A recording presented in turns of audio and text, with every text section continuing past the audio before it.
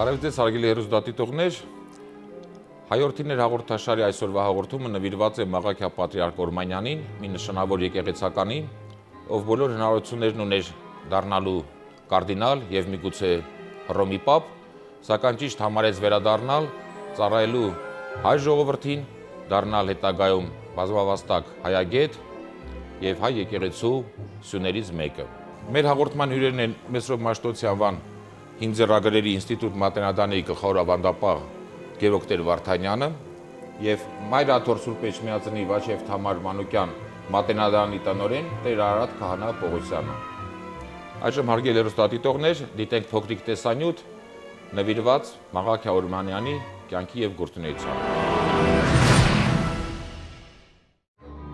Անվանի աստվածաբան, հայագետ, պատմաբան, բանասեր, հրապարակախոս, ազգային պահպանողական, եկեղեցական հասարակական գործիչ Մաղաքիա Պատրիարք Օրմանյանը ծնվել է 1841 թվականի փետրվարի 11-ին Կոստանդնուպոլսում։ Նախնական կրթությունը ստացել է ծննդավայրի Մխիթարյան վարժարանում, 1851 թվականից սովորել է Հռոմի Անտոնիաց Սուրբ Լուսավորիչ վանքում, 1858 թվականից Վատիկանի հոգևոր դպրոցում, որտեղ էլ ընդունել է կաթոլիկություն։ 1867 թվականին նշանակվել է Հռոմի Անտոնիաց վանքի վարժարանի տեսուչ։ 1868 թվականին Հռոմում իմաստասիրության, աստվածաբանության եւ եկեղեցական իրավագիտության մագիստրոսի գիտական աստիճան է ստացել, ընտրվել Հռոմի աստվածաբանական ակադեմիայի անդամ։ Խուսափելով կաթոլիկ հոգևորականության հալածանքներից 1870 թվականին վերադարձել է Կոստանդնուպոլիս։ 1875 թվականին Իտալիայում Ջուզեպե Գարիբալդիի հետ քննարկել է հայ եւ իտալացի ժողովուրդների ազգային ազատագրական պայքարի հարցերը։ 1876 թվականին խզել է կապերը Վատիկանի հետ եւ կաթոլիկությունից հրաժարվել։ 1879 թվականին Կոստանդնուպոլսի Գում Գափու թաղամասի մայր եկեղեցում Ներսես Պատրիարք Վարժապետյանի կողմից ձեռնադրվել է հայաստանյաց առաքելական եկեղեցու ծայրագույն վարդապետ։ Օրմանյանը եկեղեցական գործունեությունը սկսել է որպես Կոստանդնուպոլսի Ղալաթիա թաղամասի Սուրբ Գրիգոր Լուսավորիչ եկեղեցու քարոզիչ։ 1880 թվականին նշանակվել է Կարինի թեմի առաջնորդ, աջակցել Կարինի Սանասարյան վարժարանի բացմանը, ստանձնել տեսչական մարմնի նախագահությունը, կապեր հաստատել Կարինում 1881 թվականին ստեղծված Պաշտպան հայրենյաց ազատագրական գաղտնի կազմակերպության հետ։ 1886 թվականին Սուրբ Էջմիածնում Մակար Աթեղուցի ամենայն հայոց կաթողիկոսի կողմից ձեռնադրվել է եպիսկոպոս։ 1887 թվականին նշանակվել է Գևորգյան հոգևոր ճեմարանի աստվածաբանության ուսուցիչ։ 1889 թվականին վերադարձել է Կոնստանդնուպոլիս, նշանակվել Արմաշի վանքի վանահայր եւ իր հիմնած դպրեվանքի տեսուչ։ 1896 թվականին, երբ Կոնստանդնուպոլսում եւ Արևմտյան Հայաստանում սկսվել էին հայերի ջարդերը, Օրմանյանն ընտրվել է Կոնստանդնուպոլսի հայոց պատրիարք։ Նա մեղմել է Աբդուլ Համիդ II-ի հայատյաց քաղաքականությունը եւ կանխել ավելի մեծ աղետները։ Սակայն նրա զգույշ ու պահպանողական քաղաքականությունը առաջացրել է ազգային որոշ շրջանակների դժգոհությունը։ Հանիրավի ամբաստանվել է եւ պաշտոնանկ արվել։ 1914 թվականից 1917 թվականը պաշտոնավարել է Երուսաղեմի Սուրբ Հակոբյաց վանքում, դասավանդել Ժառանգավորած վարժարանում։ 1918 թվականին վերադարձել է Կոստանդնուպոլիս, որտեղ էլ վախճանվել է։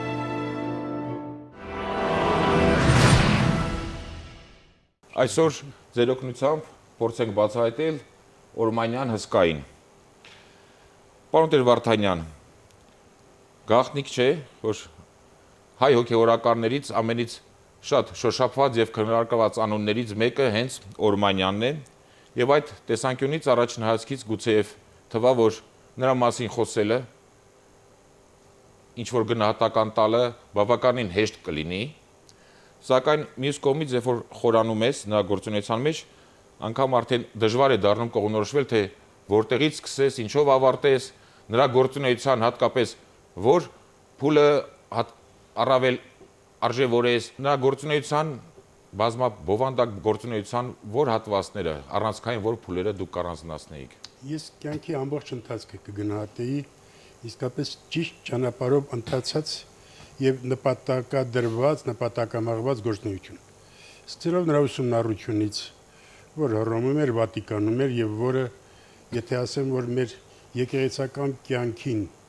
այնտեղ նրա ուսանելը թարմշունչ բերեց, սխալ չի լինի։ Պատրիարքության շրջանը, Էջմիածնի ճեմարանի, Արմաշի դպրեվանքի գործնեության շրջանը եւ եթե կուզեք ես որպես գիտության մարդ գուցե թե գնահատեմ ավելի նրա կախակայման շրջանը, երբ որ պաշտոնից պատրաստական հրաժարեցին եւ այլևս անելիք չուներ կարծես թե ու նստեց սկսեց ազգապատում գրել, համապատում գրել, հայ եկեղեցի եւ ստեղծեց մի գործ, որ զարմանում ես, մի մարդ է, ինչպես գիտական կարող է։ վաստակին նրա մանավանդ հատկապես ազգապատումին առանձին կանդրադառնանք, այդ նրա կյանքի սկզբնական շրջանի հետ կապված։ Իմ համոզմամբ հայ ժողովրդի բախտը բերեց, որ Օրմանյանը վերադարձավ, ավելի լավ էր մենք հայ ազգի կարդինալ կամ պապ չունենայինք, սակայն չկորցնեինք նաև Օրմանյանի նման մեծությանը։ Ինչ կարծիք եք։ Շիտակ ասեմ, եթե մենք երբևէ պապ ունենանք, դրանից մենք որևէ բան չենք շահելու։ Կարդինալ Աղաջանյանի նույն պատմությունը հիշում եք։ Բայց Օրմանյանի հայ եկեղեցու գիրկը վերադառնալը, ավելի շուտ հայկական կյանք մտնելը, այդպես եմ գնահատում ես։ Իհարկե շատ մեծ բարեբախտություն էր թե Օրմանյանի համար, թե առանձնապես մեր ժողովրդի համար։ Նա գնալու էր, ասենք, կաթոլիկ եկեղեցում ինչ որ մի Անտոնյան միաբանության մեջ ինչ պետք է աներ հայտնի չի, բայց երևի ինքն էլ շատ լավ գիտակցելով, որ իր կոչումը իր ազգի մեջ է, եկավ եւ դարձավ հայ եկեղեցու վարդապետ, այնուհետև եպիսկոպոս ու արքեպիսկոպոս մնացած աստիճաններով եւ եթե կուզեք նրա պատրիարքության շրջանը մեր ժողովրդի համար ամենադժվար շրջանն էր, շատ նուրբ շրջան էր, Համիդի կասկածամիտ էության շրջան եւ մեր ժողովուրդը ճիշտ է կորուստներ շատ գրեց, բայց վստահ եղեք, որ եթե Օրմանյանը չլիներ, կորուստները շատ ավելի մեծ էին լինելու։ Շատ բարի։ Ողջամիտ քաղաքականություն վարեց։ Այդ քաղաքականությանը դեռ կանդրադառնանք։ Դեր որպես նախկին ճեմարանական Մաղաքիա Օրմանյանը ընդամենը 1 տարի է դասավանդել Գևորգյան ճեմարանում եւ պետք է նշեմ, որ մինչ նա 13 տարի գոյություն ունեցող ճեմարանը մինչև Օրմանյանի գալուստը այդպես էլ 13 տարվա ընթացքում մի հոգևորական չի տվել։ Այդ առումով Մաղաքիա Օրմանյանի հայ առաքելական եկեղեցու գիրկը դառնալը, ինչպես Գևորգ Տեր-Վարդանյանը մեր հարգարժան նշեց, շատ կարևոր էր հայ առաքելական եկեղեցու համար։ Վստահ եմ, որ եթե մնար հայ կաթողիկե եկեղեցում,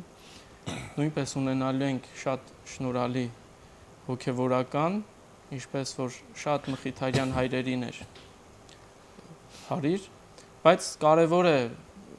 Օրմանյան Սրբազանի ճեմարանական մուտքը որպես դասախոս, թեև շատ կարճ էր, 88-89 ուսումնական տարում է եղել Գևորգյան հոգևոր ճեմարանում, որպես դասախոս հրավիրված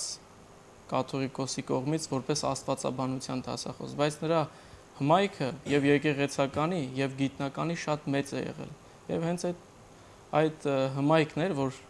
շատ կարճ ժամանակ նրա գնալուց հետո ճեմանը տվեց իր առաջին երախայրիկը որպես հոգևորականների։ Դրանք ճեմանի տեսուչը։ Ճեմանի տեսուչը Արշակ Նահապետյանը եւ մեր մեծանուն շատ այլ 3 հայագետներ, եկեղեցականներ հետագայի նույնպես իրենք ընտրեցին հոգևորականի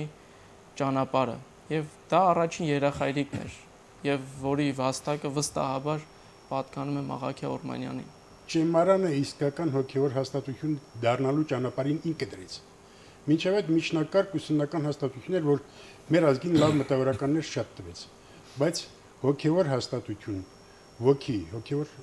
Օրմանյանն էր, որ մտցրեց ճեմարան։ Այդ առումով որպես շարունակություն ճեմարանի նույն գործունեությունը, սակայն ավելի մեծ մասշտաբով, ավելի երկար ժամանակի համար եւ ավելի բեղուն Արմաշի դպրեվանքում կատարեց Օրմանյանը։ Այդ մասին պարոն Տեր-Վարդանյան, շրջանավարտների մեծ վաստակի շրջանավարտներ շատ ունեցավ Արմաշի դպրեվանքը ու նույն Օրմանյանական ոգով ես ամենաերևելին եւ գոնե էլի իմ գիտության մարդ լինելու հանգամանքը նկատի ունենալով Բաբկեն Կյուլեսերյանին եմ համարում, որ հետո եղավ կաթողիկոս Աղախապայանի որպես Կիլիկիո, Մեծիտանան Կիլիկիո կաթողիկոս, եւ էլի հսկա վաստակ թողեց։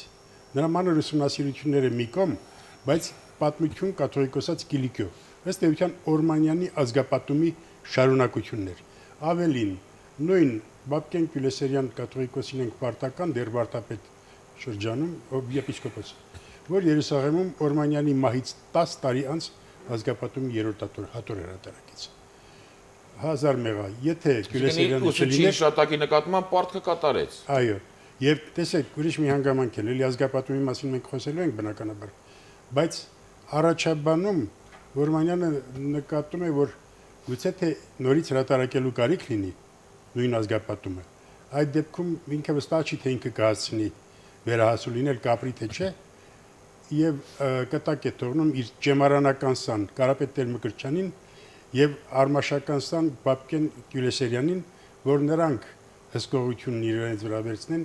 ազգապատումի հնարավոր նոր հրատարակություն անելու դեպքում։ Ոնց կհարատ էր Արմաշիկ, շատ ավելի քան Էջմիածինը, բայց բոլոր Ու դա գերազանցապես Օրմանյանի շնորհիվ էր։ Չմոռանանք նաեւ Եղիշե Դուրյան ապագա պատրիարքի, այո, մեր իմացած Պետրոս Դուրյանի արազատ եղբոր։ Մաղաքիա Օրմանյանը ոչ միայն ակտիվ եկեղեցական գործիչ էր, այլև նրան իրավամբ կարող ենք համարել ազգային հասարակական գործիչ, քաղաքագետ, դիվանագետ, թեպետ վերջին հանգամանքը դիվանագետ լինելը հետագայում բազմիցս նրան որպես մեղադրանք էր ուղղվում։ Մեր հանրությանը ներկայացնենք նրա ազգային հասարակական եւ քաղաքական գործունեությունը, մասնավորապես, գիտենք նրա միջական աջակցությունը, կապը Կարինի առաջնորդ եղած ժամանակ պաշտպան հայրենիացի հետ, Վանի Սև խաչ կազմակերպության հետ եւ ազգային տարբեր ոլորտներում, հասարակական ոլորտներում նրա գործունեությունը։ Դե պատրիարքության շրջանում բնականաբար առավել եւս։ Արդեն նշեցինք, որ Մաղաքիա Օրմանյանը գրեթե այն բնագավառները, որ թվարկեցիք, բոլորում էլ հաջողված գործիչ էր։ Թե եկեղեցու ծիրից ներս, եկեղեցու ծիրից դուրս, գիտության մեջ, որպես հասարակական քաղաքական գործիչ, նաև ի պաշտոն է պարտավոր էր ղեկավարելու Կոստանդնուպոլսի հայոց պատրիարքությունը։ Կամա թե ակամա, ինչպես նաև եկեղեցին երկար դարեր շարունակ իր ուսերին է առել քաղաքականություն առաջ տանելու։ Գիտենք, որ Օսմանյան Թուրքիայում սուլթանները հարաբերությունները համայնքի հետ վարում էին պատրիարքների միջոցով։ Եվ ամեն հարց կրոնական լիներ, քաղաքական լիներ, քննարկվում էր պատրիարքների հետ։ Եվ այս առումով Մաղաքիա Օրմանյանը բացառություն չէր, եւ ինքն էլ եւ պատրիարքական ժամանակ եւ Կարինում որպես առաջնորդ պատասխանատու էր իրեն հանձնված հոտի համար։ Եվ հայտնի դեպքեր են, երբ որ Կարինում հայտնի դեպքերը եղան ձերբակալություններ, իր միջնորդագրերով էր, որ խիստ պատիժներ չեղան, ձերբակալությունները Մահապատիժ ոչ մեկը չստացավ, ձերբակալությունները քիչ ժամանակ հետո ներում շնորհվեց։ Կարևոր է, որ Կարինում նաև իր անմիջական մասնակցությունը եղավ կարևոր կրթական հաստատության Սանասարյան վարժարանի հիմնադրմանը։ Նրա քաղաքական, հասարակական կյանքը շատ բուրն է եղել։ Շատ ավելի կարող ենք առանձնացնել այդ առումով նրա պատրիարքական շրջանը, բայց առաջնորդական շրջանում եւս ի պաշտոն է որպես հոգևոր հովիվ, որպես համայնքի ղեկավար շփվել է պետական իշխանությունների հետ, իշխանավորների հետ իրեն հանձնված հոտի հարցերը հնարավորինս մեղմ լուծումներ տալու, որովհետև հայտնի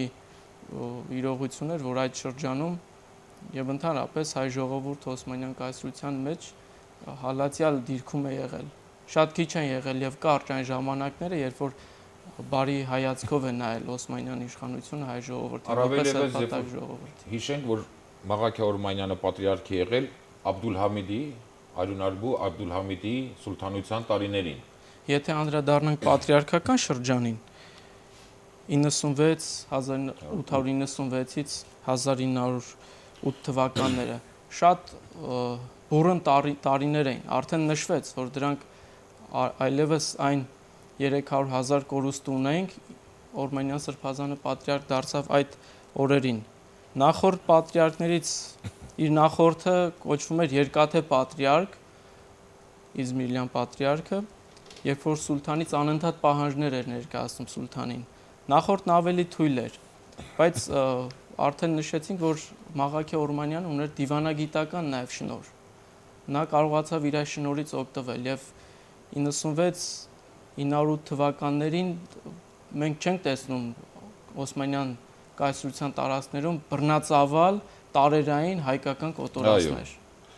Մանր դեպքեր եղել են ձերբակալություններ, բռնության դեպքեր, բայց տարերային ինչ որ տեղի ունեցավ Սասունում եւ այլ տեղերում մենք չենք տեսնում, որ այդ կոտորածները, եթե իհարկե 900-ականների Այդ պարագայում արդեն Պանտեր Վարդանյան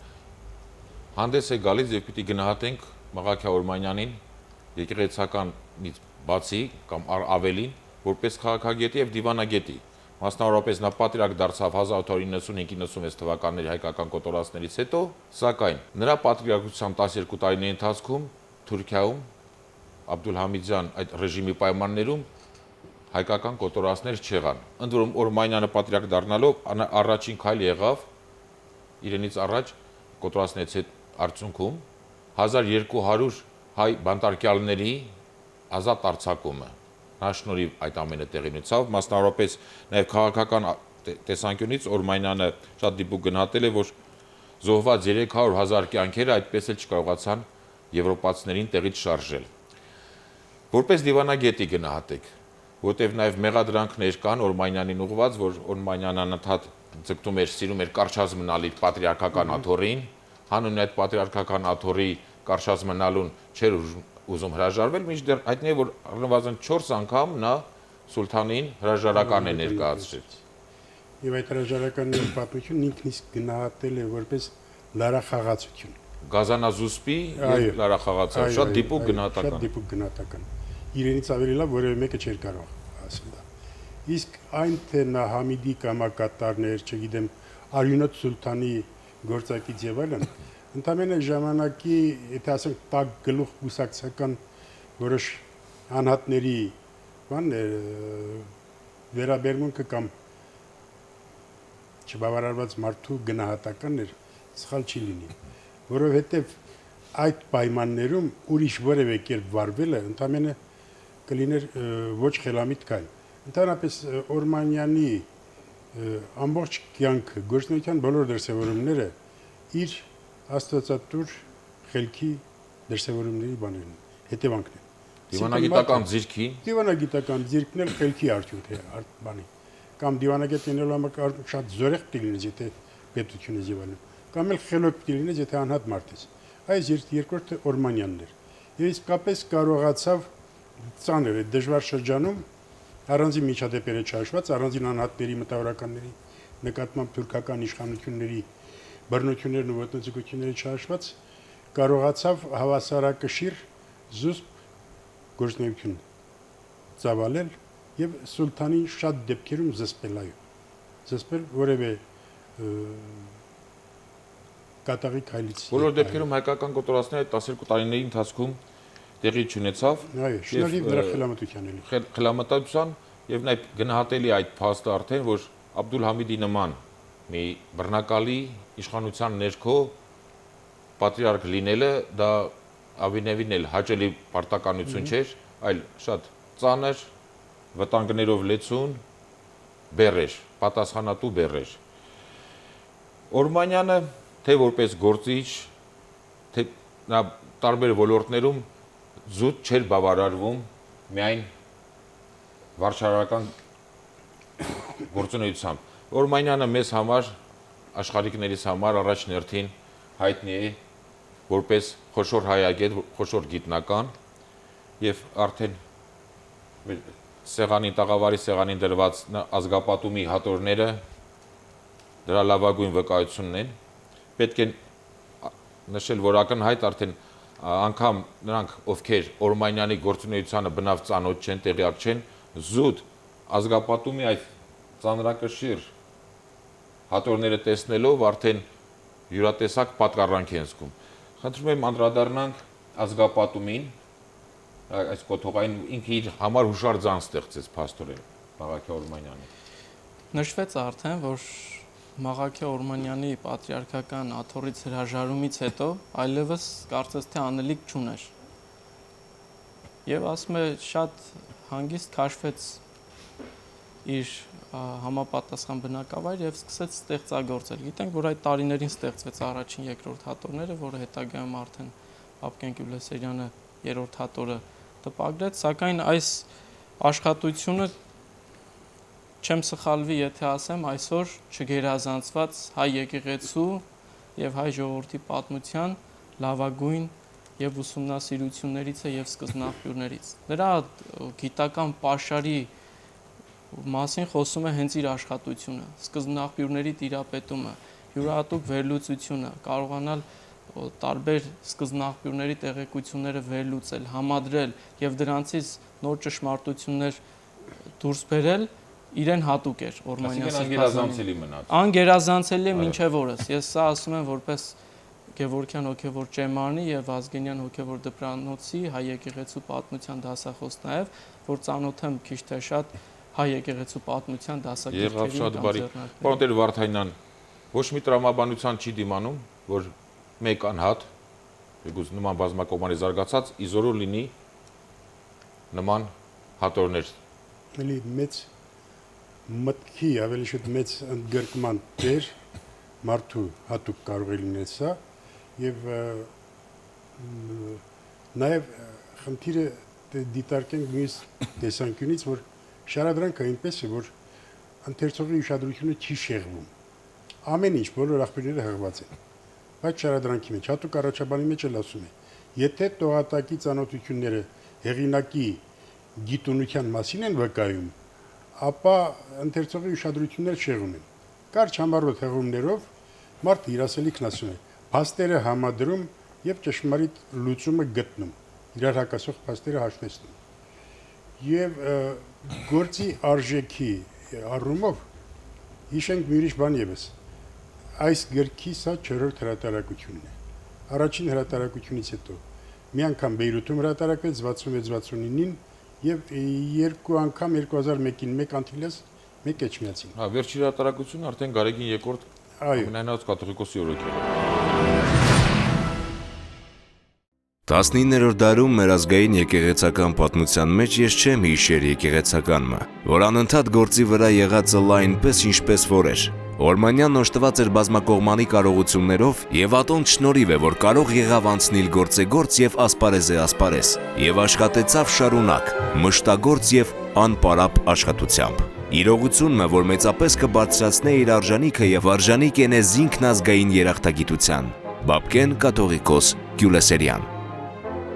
Այն ժամանակը, որ ես նորին երանության մոտ անցրի, իմ արևելքում կատարած ճանապարհորդության մեջ ամենահետաքրքրական եւ վայելքով լի ժամերին են պատկանում։ Ես հասկացա իսկույն, որ արևելքի նշանավոր մարդկանցից մեկի եւ ուղղություն տվող անձի հետ գործ ունեմ։ Հայնրիխ Գելցեր, գերմանացի պատմաբան, բանասեր, հայագետ։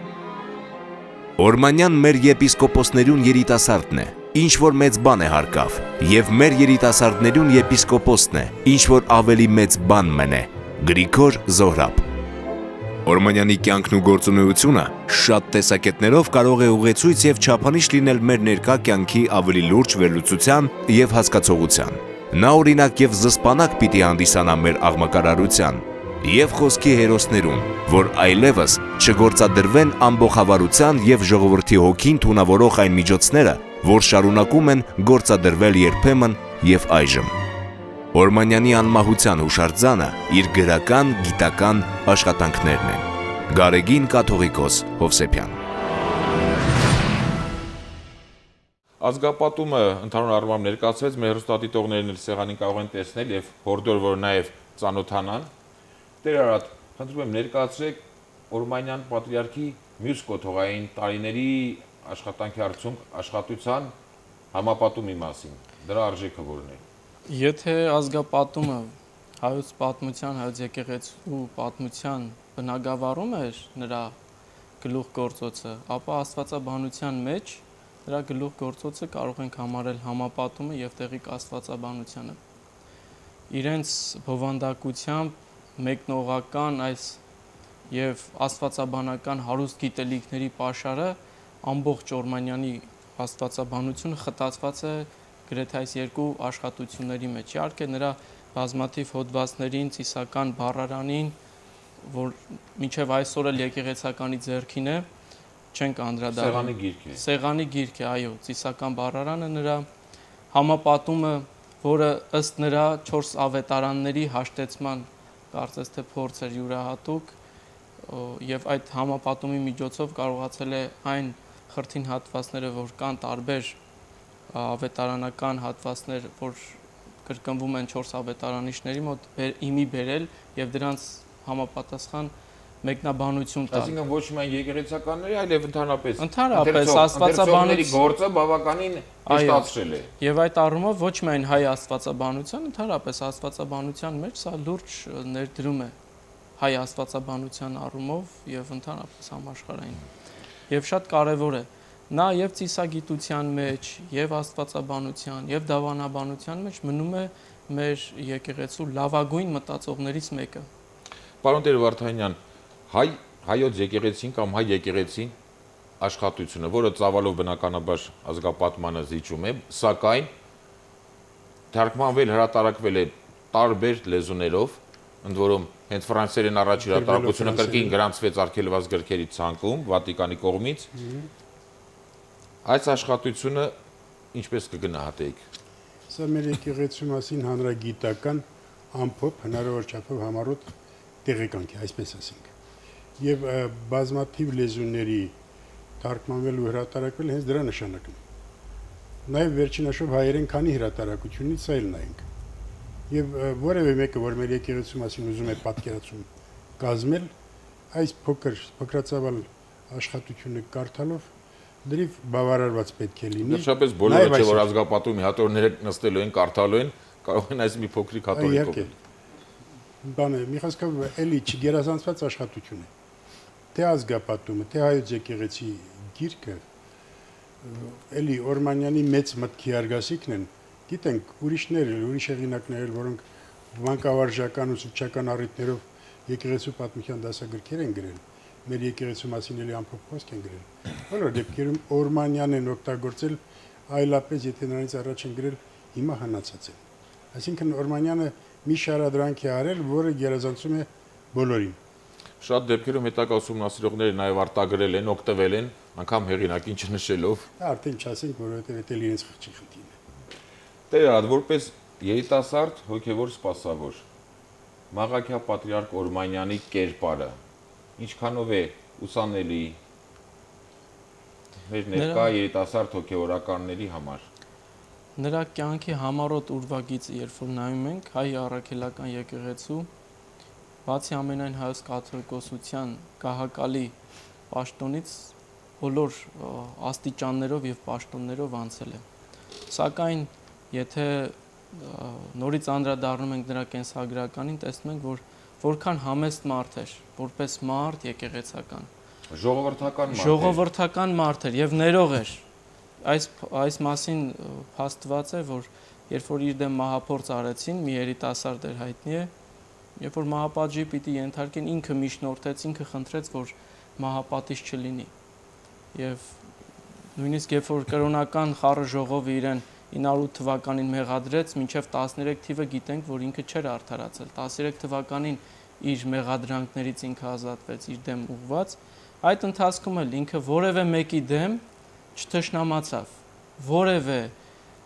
ազգային կառույցի, եկեղեցական կառույցի, որևէ գործիչի դեմ չունենք, որ այդ տարիներին ինքը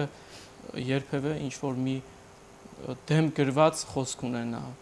շատ խիստ կամ սուր արտահայտություն։ Նաև Օրմանյանը իր բնավորության բավականին կենսախինդ էր, լավ հումորի լավ զգացում ուներ, նրանից ծիծաղ անպակաս էր եւ մեր հերոստատիտողներին հրամցնենք նաև որ մեր անվանի երգիծաբան Երևան Օտյանը իր մեր երեսփոխանները ազգային ժողով այդ գրքում անխտիր բոլորին սուր քննադատության եւ խարազանման ենթարկելով հանդերձ այդուհանդերձ Մաղաքիա պատրիարք Օրմանյանի նկատմամբ այնքան ակնածանք եւ պատկառանք է ունեցել, որ այսպես ասած խնայել է նրան։ Հարգելի հերոստատիտողներ, այսօր մենք ծանոթացանք Մաղաքիա պատրիարք Օրմանյանի գործունեությանը, հասկանալի է, որ մեկ հաղորդման շրջանակներում հնարավոր չէ ամբողջովին եւ սպառիչ ներկայացնել նման հսկայի գործունեությունը, այդուհանդերձ հուսանք, որ այս հաղորդումը, հայորդիներ հաղորդաշարից ներկա հաղորդումը իր որոշակի դերակատարությունը կունենա։ Հաջորդ հաղորդմանը կներկայացնենք տարօրինականության ռահվիրա Հայկ Ասատրյանին, առայժմ այսքանը, ճանաչենք հայորդիներին։